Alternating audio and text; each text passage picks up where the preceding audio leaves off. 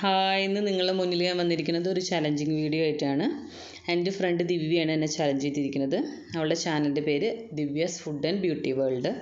അവളുടെ ചലഞ്ചിങ് എന്താണെന്ന് വെച്ചാൽ സ്വീറ്റ് ഐറ്റംസ് ആയിരിക്കണം, അതുപോലെ തന്നെ മിക്സി, അത് ഓവൺ, അതുപോലെ ഫ്രൈ ചെയ്യാനൊന്നും പാടില്ല എന്ന് പറഞ്ഞു. അപ്പോൾ ഞാനൊരു ഫ്രൂട്ട് സാലഡാണ് പ്ലാൻ ചെയ്തത്.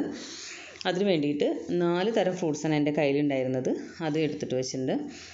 ഞാലിപ്പൂവൻ പഴം 4 എണ്ണം, ഒരു അനാറ്, 2 ആപ്പിൾ, ഒരു ചെറിയ കഷ്ണം പൈനാപ്പിൾ.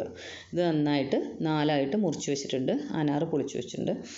ഇനി നിങ്ങളുടെ കയ്യിൽ നിങ്ങൾക്ക് ഇഷ്ടപ്പെട്ട ഫ്രൂട്ട്സ് ഉപയോഗിക്കാം. നിങ്ങളുടെ കയ്യിൽ നിങ്ങൾ ഏത് ഫ്രൂട്ട്സൊക്കെ ഉള്ളത് വെച്ചെങ്കിൽ അത് ഉപയോഗിക്കാം.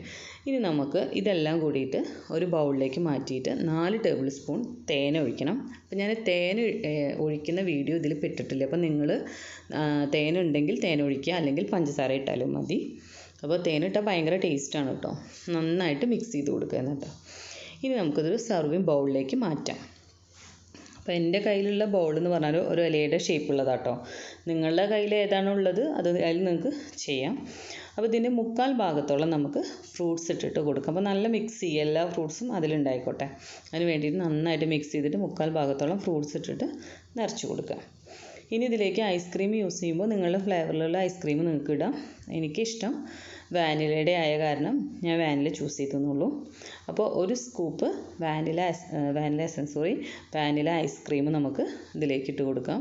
അതുപോലെ തന്നെ കുറച്ച് മെൽട്ടായിട്ടുണ്ട് എൻ്റെ. ഒരു സ്കൂപ്പ് കിട്ടി. ഇനി ബാക്കിയുള്ളിടത്ത് എല്ലാ സ്ഥലത്തും നന്നായിട്ട് ആവുന്ന രീതിയിൽ ഒഴിച്ചു കൊടുക്കാം.